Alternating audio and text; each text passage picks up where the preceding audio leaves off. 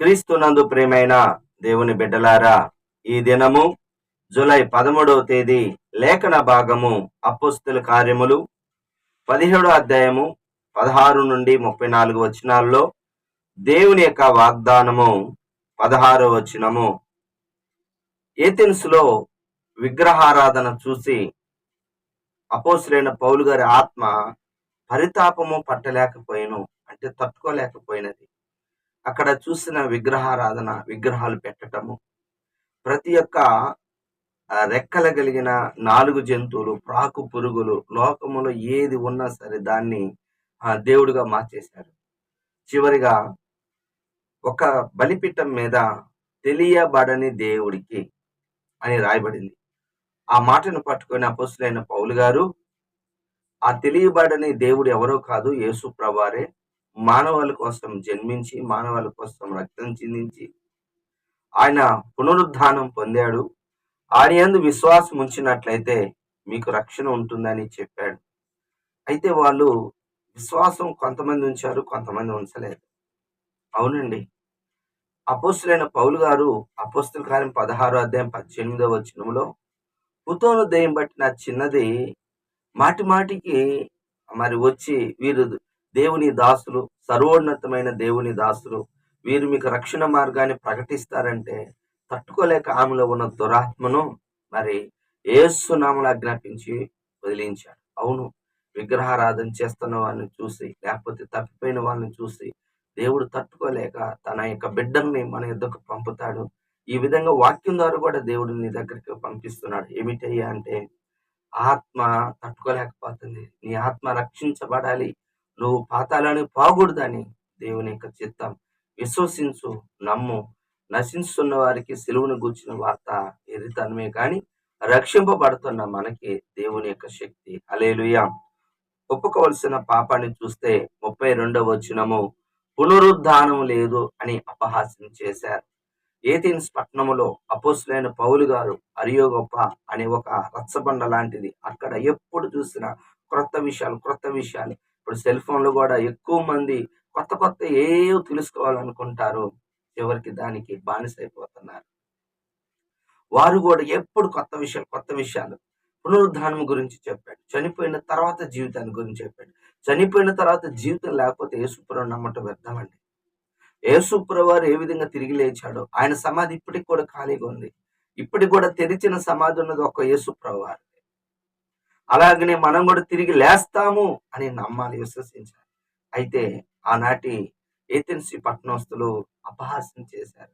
యాయీరు కుమార్తె చనిపోయినప్పుడు, యాయీరుతో యేసుప్రభువు వెళ్ళినప్పుడు, చిన్నది నిద్రించున్నది అన్నప్పుడు, చనిపోయిన ఆమె గురించి మేము ఏడుస్తుంటే నిద్రపోతుందని యేసుప్రభువు అని అపహాస్యకులు ఆయన దగ్గర ఉండటానికి లేదు. వారందరిని తరిమేశాడు.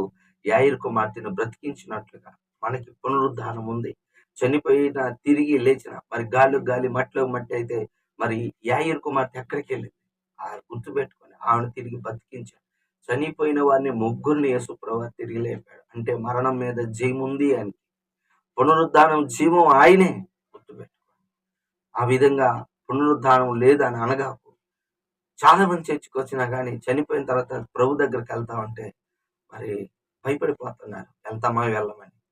అపనమ్మకం వద్దు. యేసునందు విశ్వాసం ఉంచిన వారు ఖచ్చితంగా ప్రభు దగ్గరికి వెళ్తారు. ఆజ్ఞ 30వ వచనము, అంతటా అందరూ మారు మనసు పొందవాలని ఆజ్ఞాపిస్తున్నాడు.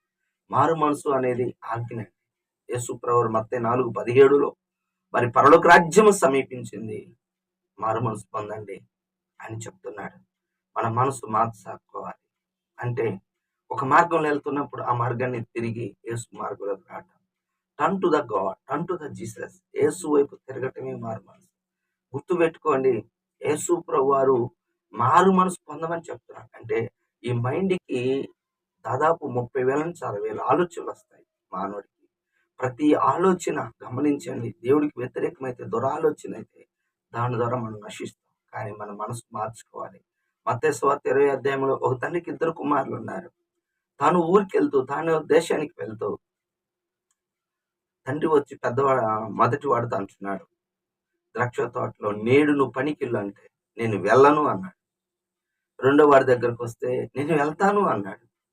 ఈయన ఆ ఊరికి వెళ్ళి వచ్చేసరికి ఏం జరిగింది అసలు? వెళ్ళను అని చెప్పిన వాడేమో వెళ్ళాడు మనసు మార్చుకొని, వెళ్తానని వాడు వెళ్ళాడు. ఇప్పుడు నిజంగా ఎవరు తండ్రి మాటను విన్నారు అంటే, వెళ్ళను అని తర్వాత మనసు మార్చుకొని, ఇప్పుడు నువ్వు కూడా మనసు మార్చుకొని, తప్పైన కుమారుడు కూడా మనసు మార్చుకొని ఏమంటున్నావు తెలుసా? పరలోకమునకు విరోధముగాను నీకు విరోధంగా నేను పాపం చేశాను తండ్రి అని పశ్చాత్తాపడ్డాడు. వెంటనే అతడు మరి రక్షించబడ్డాడు. ఈ దినము మన మనసు మార్చుకోవాలి, ఎప్పుడు మారుతూనే ఉండాలి. ఎఫెసీయులు ప్రకటన గ్రంథం 2:3-4 వచనాలలో ఎఫెసీ సంఘంతో అంటున్నాడు, నీ కష్టం, నీ సహనము, నీ యొక్క దొంగ బతుకులను ఒప్పుకోవని నాకు తెలుసు, కానీ నీకున్న మొదటి ప్రేమను వదిలేతివి అని తప్పు ఒకటి నీ మీద మోపవలసింది. ఏ విషయంలో ప్రేమ తగ్గిందో ఆ విషయంలో నువ్వు మనసు మార్చుకోవాలి. మారు మనసు పొందితేనే సరే, లేదంటే దీప స్తంభాన్ని తీసేస్తాను. దేవునిగా మొదటిగా ప్రేమించి గుర్తుపెట్టుకోండి, అన్ని కృపావరాలు ఉన్న ప్రేమ లేకపోతే వ్యర్థం. మిగిలేది ప్రేమ. ఆయన ప్రేమే మనం రక్షించింది. మనము మారు మనసు పొందాలి, మనసు మార్చుకోవాలి. ప్రతి విషయం, ప్రతి క్షణం, ప్రతి నిమిషం మన మనసు మారుతూనే ఉంటుంది. ఎందుకంటే ఈ మైండ్కి అనేకమైన ఆలోచనలు వస్తూ ఉంటాయి. కనుక మనసు మార్చుకొని దేవుడి వైపు తిరుగుదాం. దేవుడి మాటలు దీవించును గాక.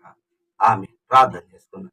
ప్రేమ కలిగిన తండ్రి యేసయ్యా, నీకు వందనాలు. ఈ దినమునైనా నీ కృపలో, నీ దయలో మాకు ఇచ్చిన గొప్ప సందేశాన్ని బట్టి నీకు స్తుతులు, స్తోత్రాలు నాయన.